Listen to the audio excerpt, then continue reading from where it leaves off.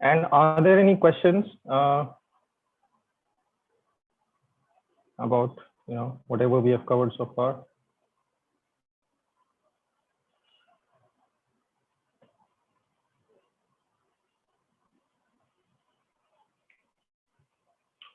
Please let me know if you do have any questions. Okay. All right. So good morning, everybody. For those of you who celebrated, happy Lori and Makar Sankranti, which I believe are supposed to correspond to the end of winter and the onset of the spring harvest season, I think. Okay, so today is lecture 5.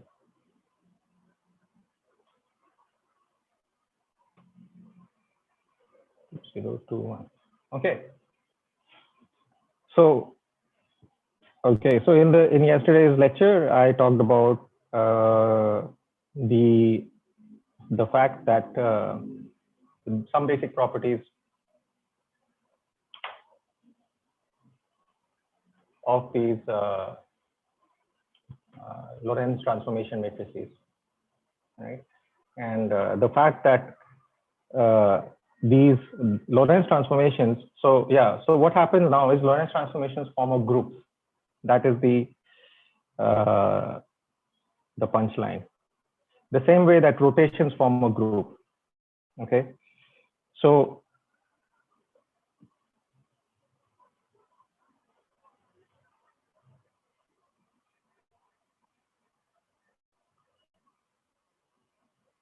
groups and symmetries, right? And I haven't talked about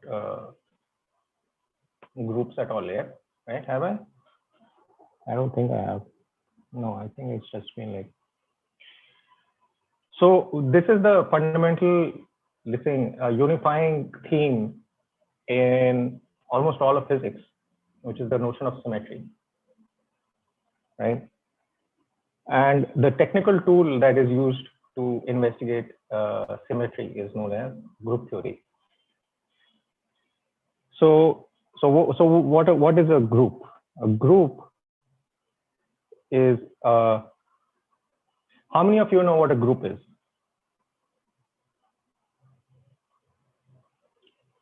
Can you raise your hand if you know what a group is?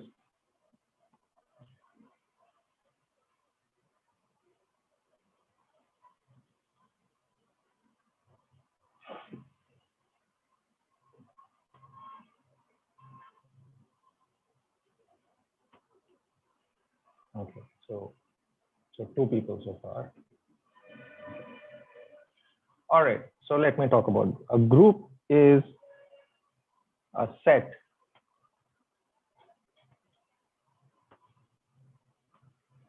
Krishna also raised his hand. Okay. All right, thanks. A group is a set G with a multiplication operation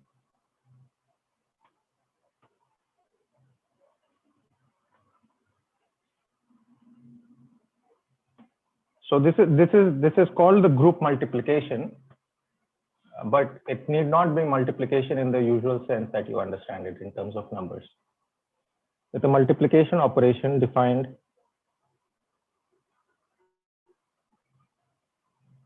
on its elements, and it satisfies the following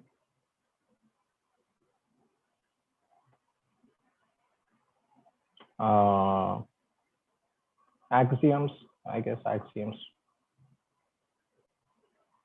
So number 1,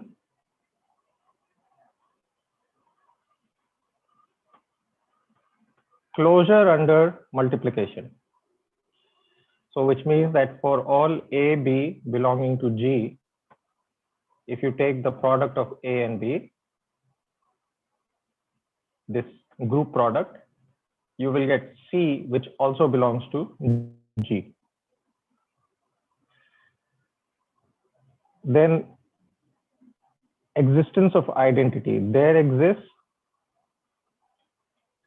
an element which we will call the identity element in G, such that for all A, any group element in G, A times the identity is equal to the identity times A is equal to A. Existence of inverse. So this is closure, this is identity, and this is inverse. For all elements A in G, there exists an element B in G such that A times B is equal to the identity, which is equal to B times A.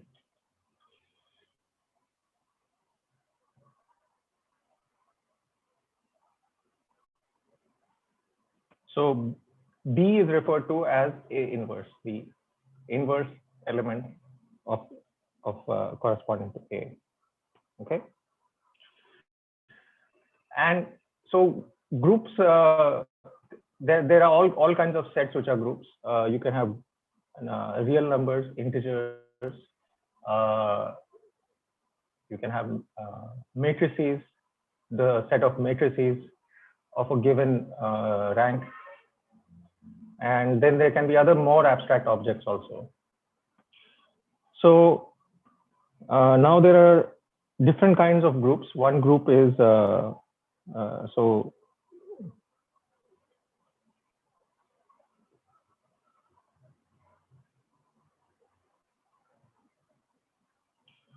different kinds of groups, right? There are discrete groups.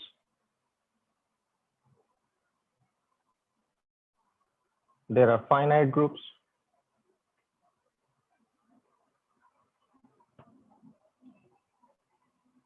There are infinite groups. There are continuous groups.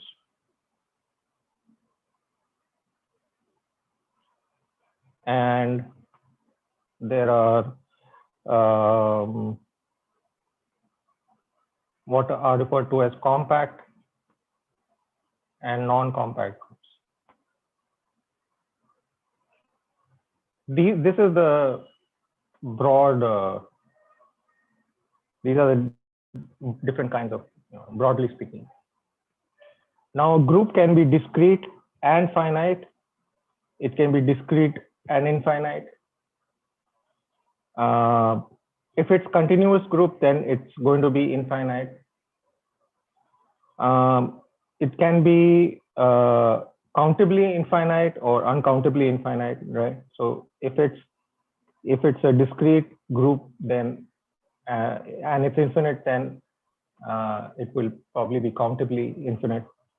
If it's continuous, then it will be uncountably infinite. And then if you have for continuous groups, you have the notion of compact and non-compact, which you can also define for discrete groups. Basically, it says that a group has a finite size in some sense, right? So, for example, if you look at a ball, right? A ball. How do we write down what is a ball? A ball is a set of points in R3 such that the norm of every point is less than equal to some real number R. So basically, I mean, it's just a set of points in the interior of a sphere, right? This is called a ball. And so this is a compact set, right? And if you have for instance R3 is the whole space, right? This is a non-compact set, right? So you can sort of intuitively get an idea that basically compact means there's a notion of finiteness. Now some examples of groups.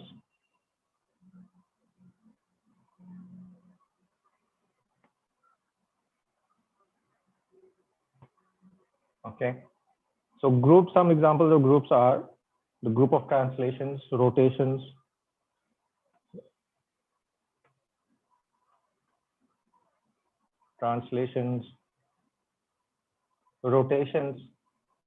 then boosts.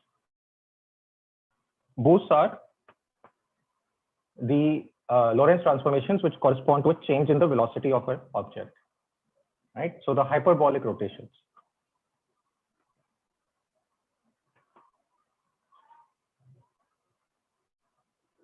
And I think I have explained how the Lorentz transformations are hyperbolic rotations. Have I done that?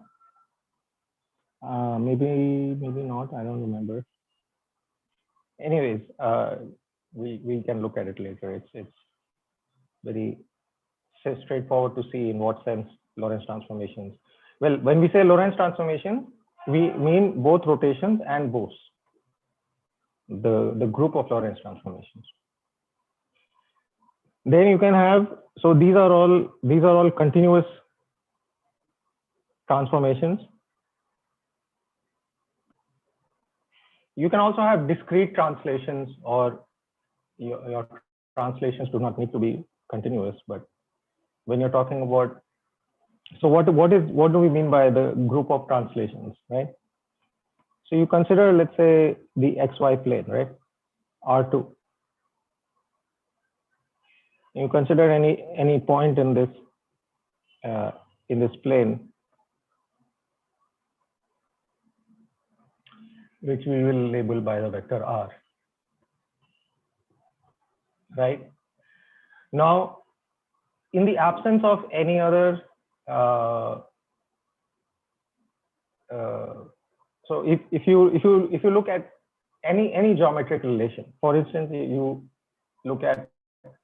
say that the area of a circle is pi r square, or you say that Pythagoras theorem tells me that the sum of the squares of the sides of a right angle triangle is equal to the sum of the square of the hypotenuse.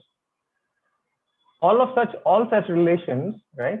They don't matter where your object is placed in the plane, right? Or in three-dimensional space. So you can have a what do you call it? If I put my triangle here, right? Or my triangle is here, or it's like this. It doesn't matter, right? The Pythagorean relation will be preserved, right? Whether it is this, whether I look at this triangle or this triangle or this triangle, right? So these are all properties which don't depend on the orientation or the location of whatever I'm looking at, right?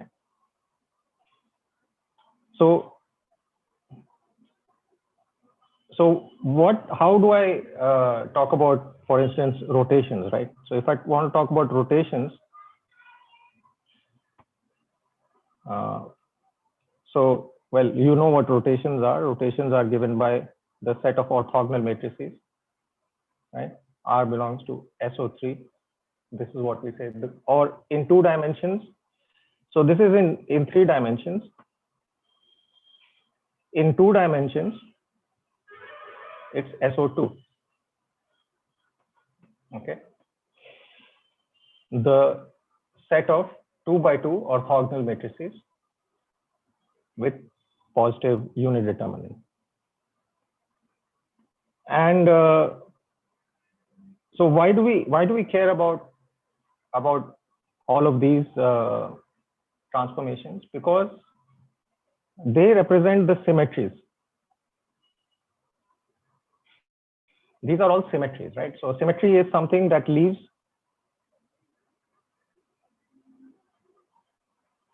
a system unchanged, right?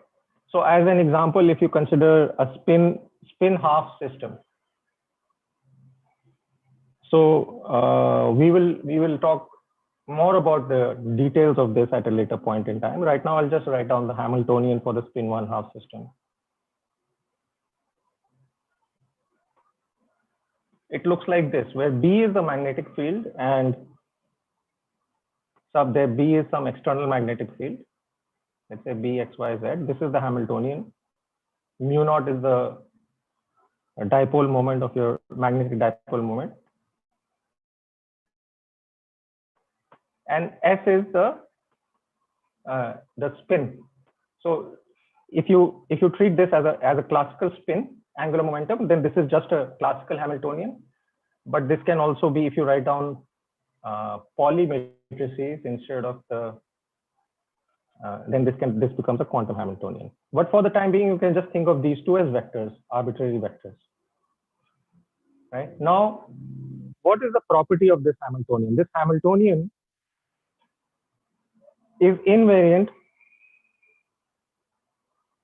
under rotations, right? You can see that because it involves the inner product of two vectors, right? And when I have the inner product of two vectors, how do I write the inner product? Again, here I should be careful and I should write it as minus mu naught B transpose times S, okay? So if I take the inner product of two vectors, how does the inner product transform under rotations? U transpose goes as, if you remember from yesterday's class, this becomes U transpose times R transpose, and V becomes R times V, right? And then this is equal to U transpose V, right? Which is equal to U dot V, right? So under a rotation, the inner product between any two vectors doesn't change, which is, you know, fine, right? I mean, that is what we would like to see, like to be the case, right? So if you take a vector U and a vector V, right? So you can as long as you perform the same rotation to both of the vectors or to your coordinate axis, the dot product between these two vectors will not change, right? It should not change. So you can see that this Hamiltonian will also not change under rotations. So when you have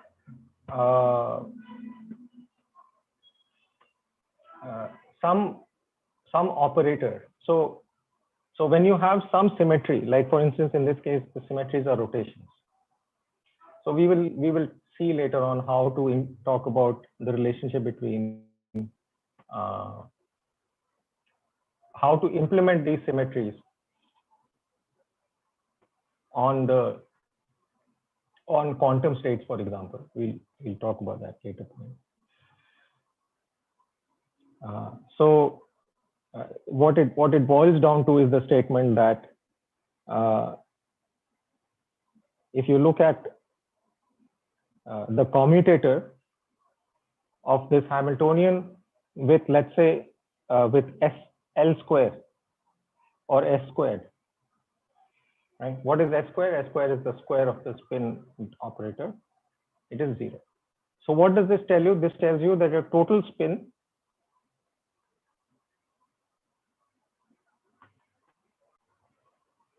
is conserved, right? So this is one example of a conservation law which arises from the symmetry property of a system, okay? Another conservation law is that we know of, right, is conservation of momentum, conservation of linear momentum.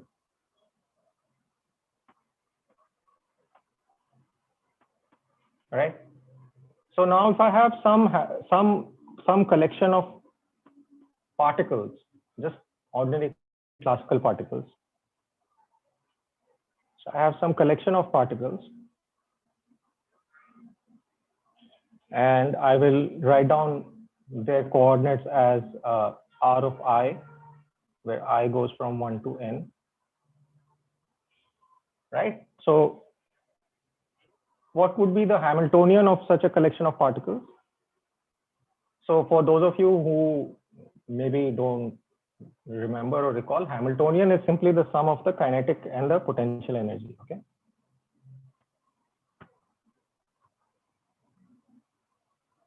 So Manikanta, I don't know if you remember from your quantum mechanics course in your first year of BTech, but you have encountered the Hamiltonian before. So I hope you know what if you don't know, you please tell me, okay? Okay. Do you know what the Hamiltonian is? Sir, a bit of knowledge which I learned in our first sem. First time. So you will have to go and revise that, okay? Yeah, yes. Okay. So the Hamiltonian is just the sum of the kinetic and the potential energies. So if you say that you have no interactions between the particles, that means there are no forces between the particles or any external force, then you can set the potential energy to be 0. Then what is your Hamiltonian? It just becomes the sum of the kinetic energy. What are the kinetic energies? They are this pi squared by 2 mi. I is equal to 1 to m. Right? This is so I'm assuming that particles can have different masses, right? And here we are not using any summation convention. So what is pi squared, right? It's just p of I x squared plus p of I y squared plus p of I z squared, right? It's the momentum of and I guess I should not put a vector on vector sign, pi. Right? Now, how do we define the momentum of anything, right? In this case, at least, the momentum is simply written as the mass times the velocity of the particle, right? And again, there is no summation. Okay, we are just referring to an individual particle, I, the ith particle. Now, one thing that you will notice is that if you take the coordinates of all your particles in the system, okay, xi, and you change all the coordinates by some fixed vector r. R is some constant vector.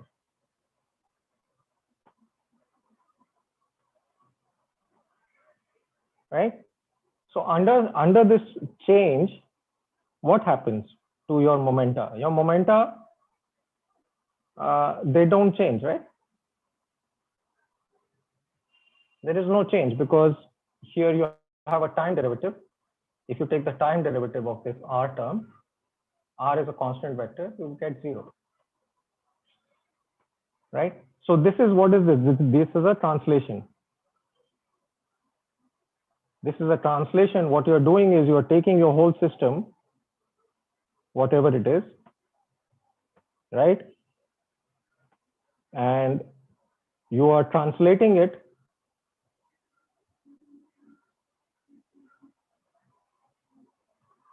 by taking each point in the system and moving it by some constant amount, right? So what happens to your Hamiltonian under the translations, right? The Hamiltonian is unchanged, is preserved.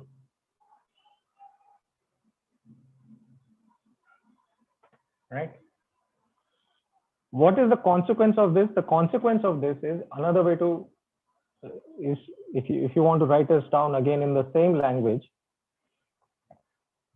if you want to write it down in the in the same language, we would say that the Hamiltonian commutes with the momentum operator. So when we talk about operators and all, this will become more clear. Okay. And when you say that the Hamiltonian commutes with the momentum operator, for instance, what this means is that momentum is conserved. So this is the quantum mechanical statement. You have a similar statement for a classical system. So in terms of the classical Hamiltonian and the classical momentum, for instance, you would use the Poisson brackets, and you would say the Poisson bracket between the Hamiltonian and here I should put P, the total momentum operator. So P is equal to the sum of all the individual moments. So in terms of so this is for a classical system. I would say that so these are the Poisson brackets.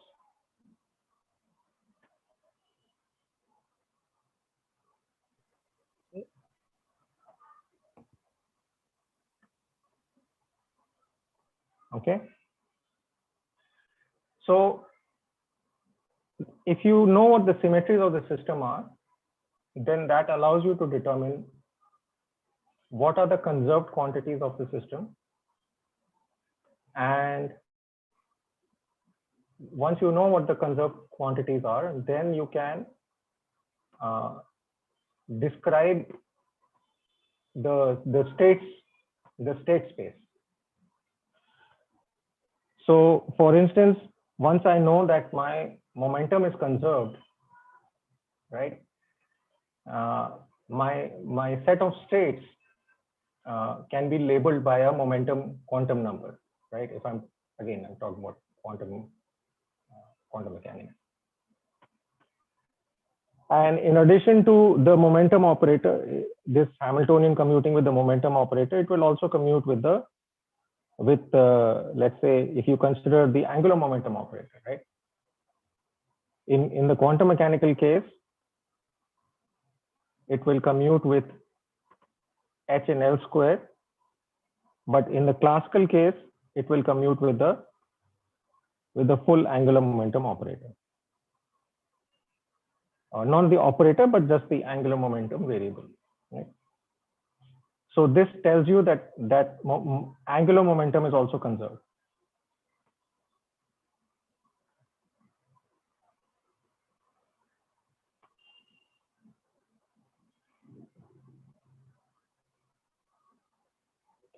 Right?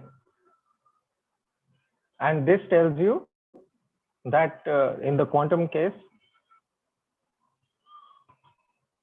that the square of the total angular momentum or the z component of the total angular momentum, these two are conserved. Right?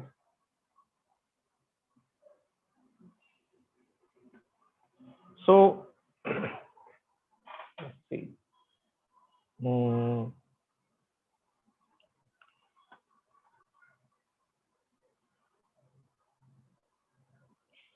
So let me give you some exercises, and again, homework number 1. What is it?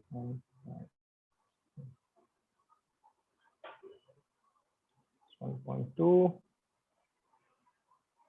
1.3. Okay.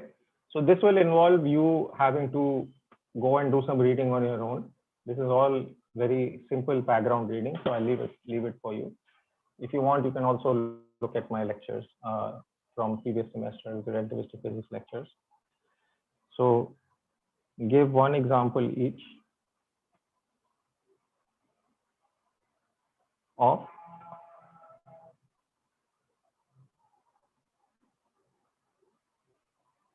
a continuous group,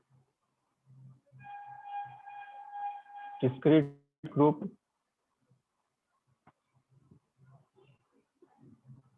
finite group, infinite group,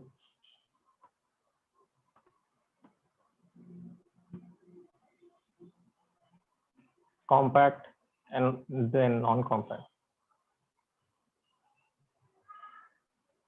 Okay, and then you should also briefly explain what that group is, what are its properties, right? Where is it applied? So let me just give you an example, sort of, to get you started. There is a very simple group which is called Z2, and this is the group consisting of two elements. Now you can call these elements anything you want. For instance, here I've labeled them as -1 and +1, or I could also call them A and B, right? Or I could give them any other name, it doesn't matter. And what is the group multiplication property? The group multiplication property is that, right, the reason I've written it as -1 and +1 is that, so if you take -1 times -1, you get +1. You get +1 times +1, you get +1, right? +1 times -1, you get -1. -1 times +1, you get -1, right? So this set of elements has closure under multiplication, right?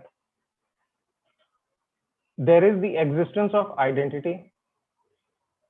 So what is the identity? The identity is just this +1 element, right? If you take -1 and multiply it by +1, you get the same element.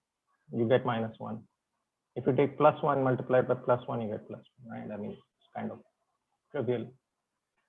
There is the existence of inverse. So what is the inverse of the +1 element? The inverse of the +1 element is +1. What is the inverse of -1? It is -1. So an element can be its own inverse. Okay.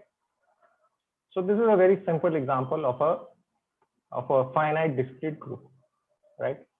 And this is also an abelian group, by the way.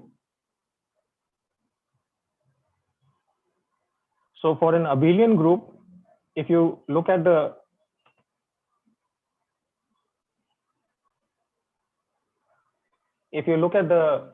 order in which you multiply elements, that result need not be the same if you change the order. Okay. So for example, for numbers,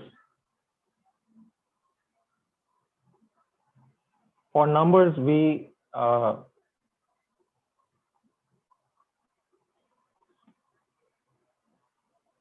right, we say 2 times 3 is equal to 3 times 2 is equal to 6, right?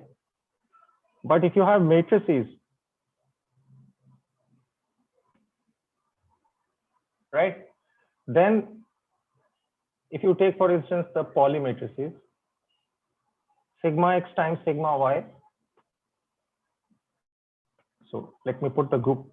What is the group multiplication? The group multiplication is the matrix multiplication. This is equal to sigma z, which is not equal to sigma y times sigma x. Right. So if you look at the 2 by 2 group of 2 by 2 matrices, that group is non-abelian. So these are called non-abelian.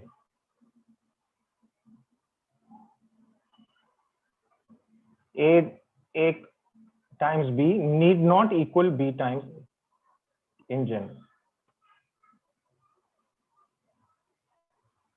Okay. So for this, you can you can refer to you should find the source online. Okay.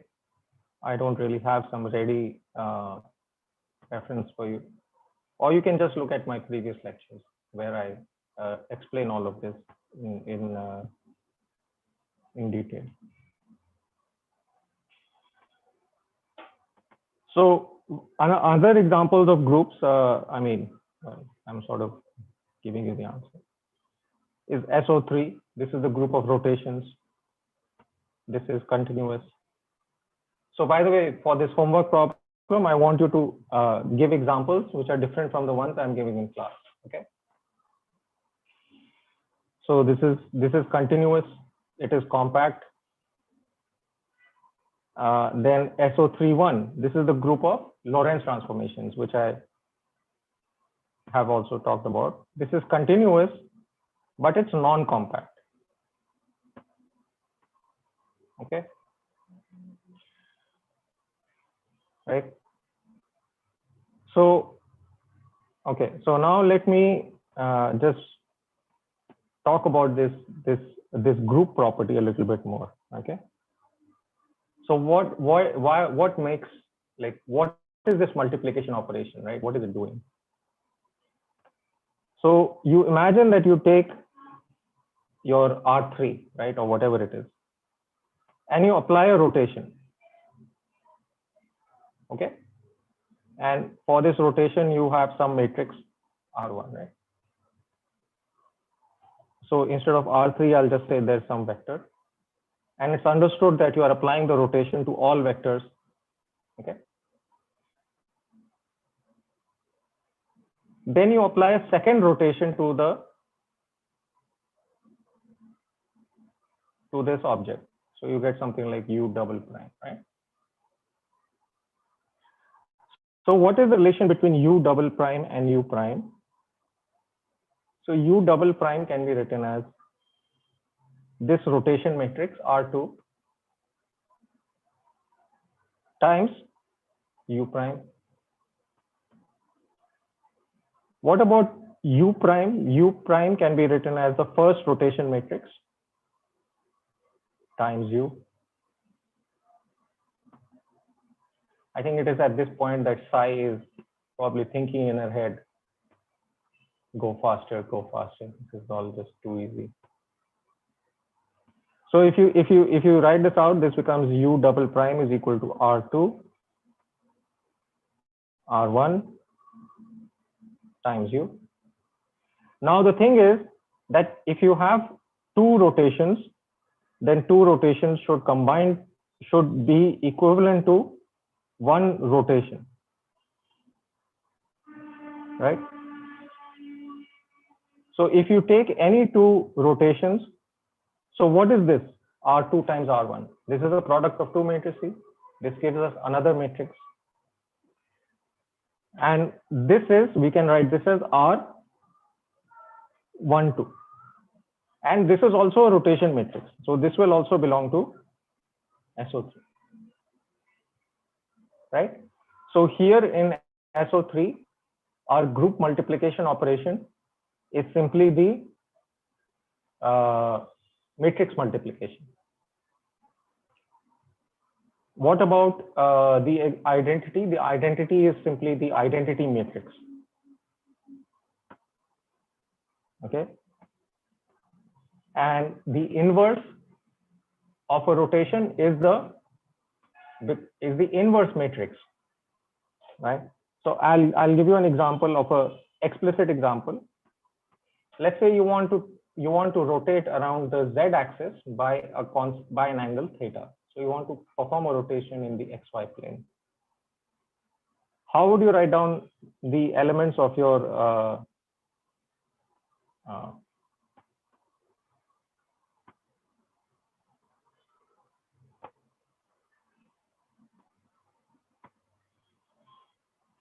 this would be this matrix.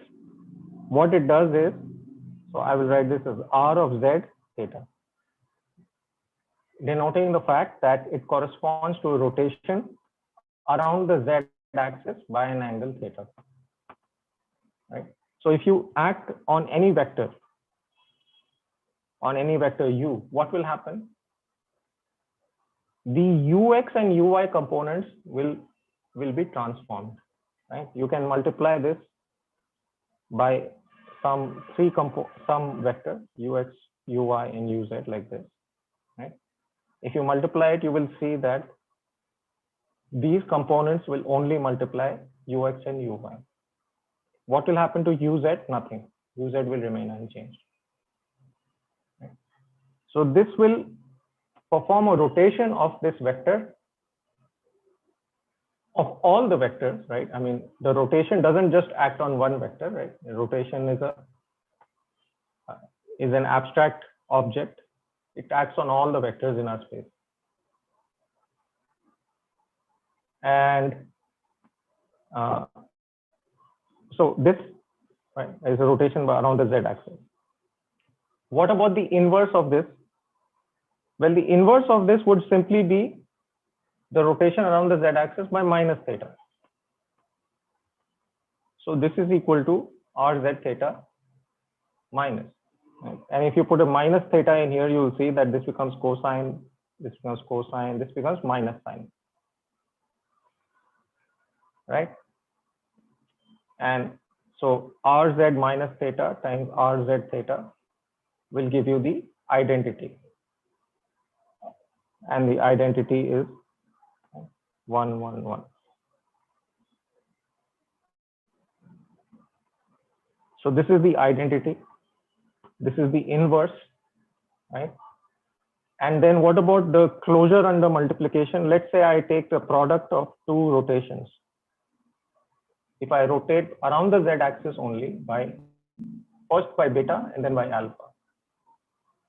So this thing, the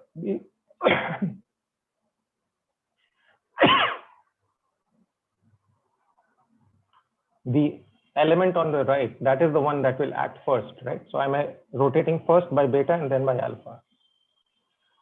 Well, you can use the properties of cosine and sine to show that this is just equal to r of z alpha plus beta.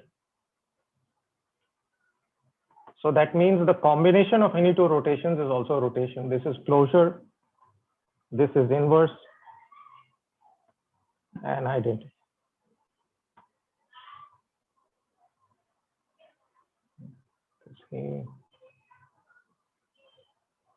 Right? But this is only for rotations around the z-axis.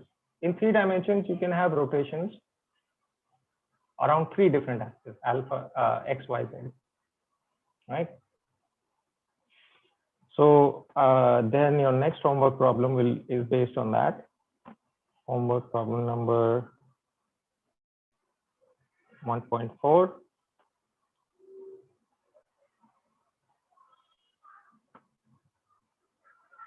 Sorry, it should have all be in red.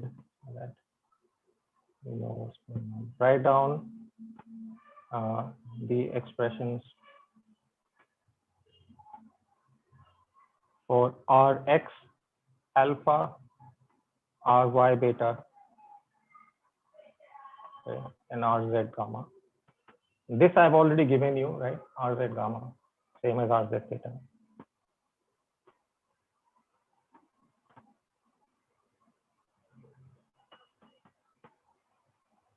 Check whether Rx alpha, Ry beta is equal to Ry beta times Rx alpha. Okay. So here, if you just look at the rotations around the z-axis, for instance, so we know that you can rotate first by beta, then by alpha, right? It doesn't matter. I can rotate by alpha, and then I can rotate by beta, or I can rotate by beta and then by alpha. It doesn't matter.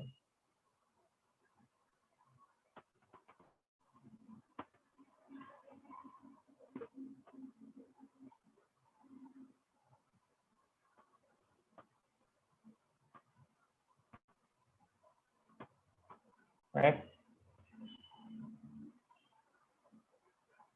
So this set of rotations, the ones which are restricted to rotations around the same axis, this is abelian. So check whether rotations around 2 different axes, do they? So this is called commutation. Do they commute or not? Do they commute? Right? And the answer is no. right? But I want you to show me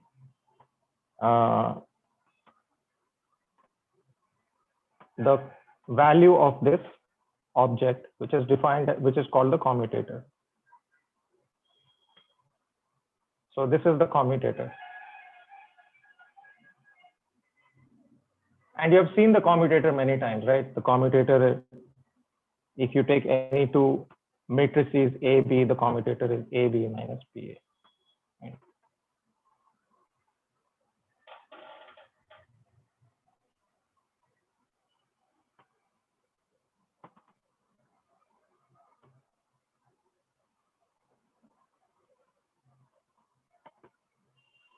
Okay.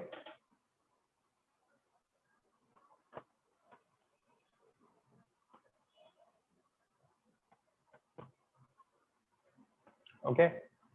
So you'll find, of course, that they are not zero. So SO3 in general is a non-abelian group. Okay. So SO3 is a non-abelian compact continuous group.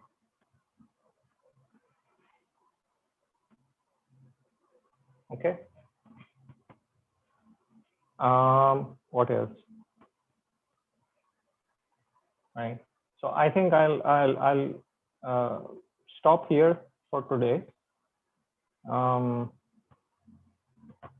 Right. This is sufficient for one day.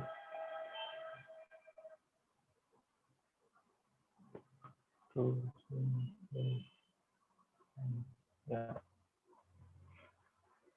Okay. So now, as far as the rate of coverage of is concerned, I realized that I lost some classes at the beginning of the semester. But I'll catch up. Okay. And the thing is that once, so this,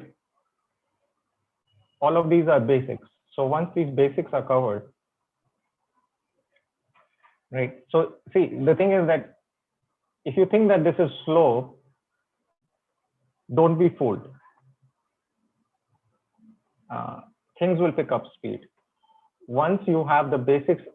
But when it picks up speed, then if you have not studied the basics thoroughly, then you will find yourself thrown out of the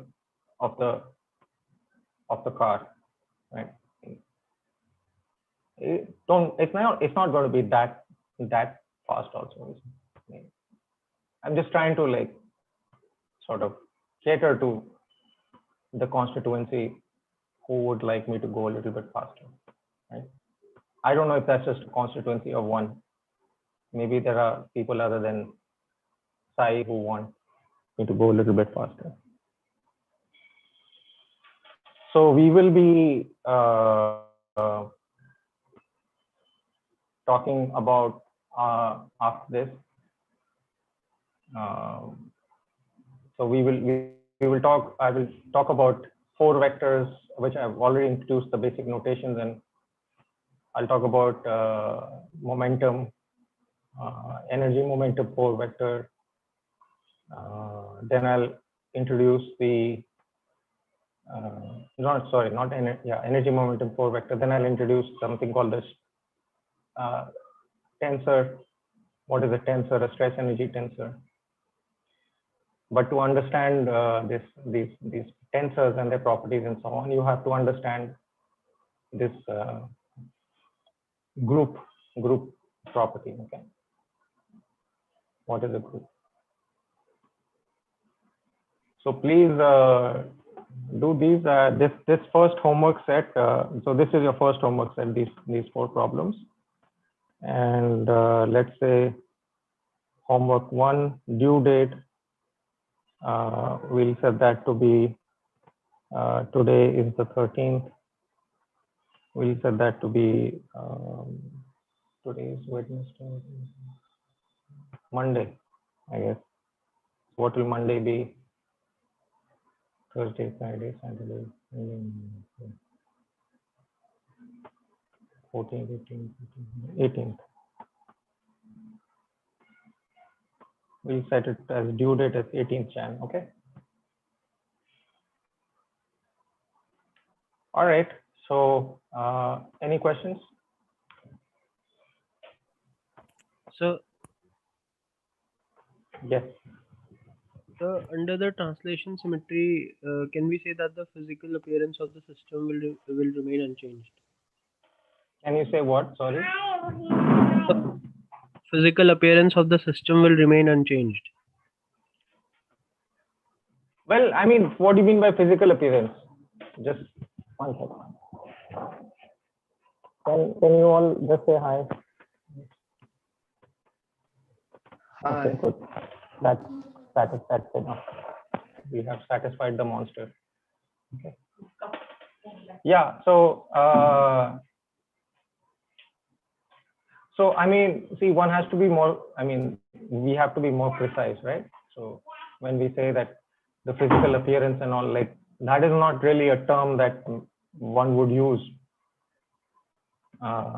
So we don't talk in terms of physical appearances. We talk in terms of Hamiltonians and Lagrangians and all that, right? These are quantifiable, the objects. So one would say that the Hamiltonian doesn't change. Okay. But I mean, yeah, roughly speaking, sure. If you want to think of it as physical appearance, sure. I mean, you can say that.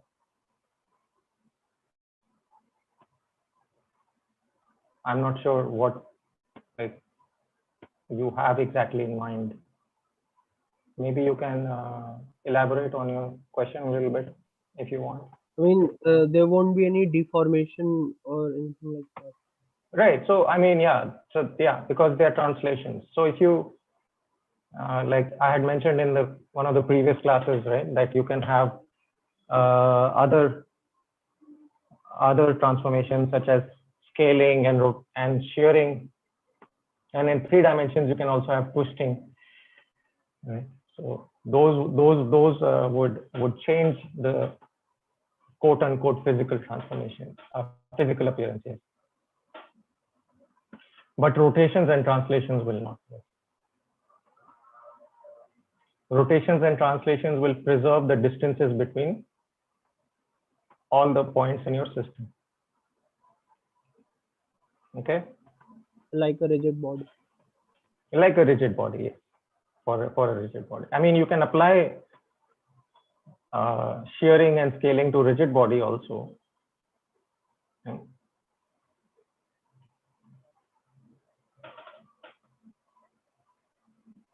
Any other questions? So for the case where we have showed that. Tushar, is your camera not working?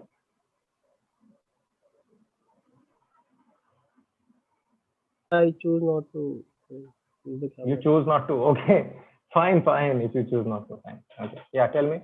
Yes, sir. I mean, for the case of RFZ, where we have showed that it's forming an abelian group, we have considered the rotation only in one direction, or only around one axis, or only in one plane. Yes. I mean, only like in counterclockwise direction, or it doesn't matter, right? It doesn't matter counterclockwise or clockwise. It doesn't make any difference. You're just taking theta and replacing it with minus theta. That's it, right? Okay.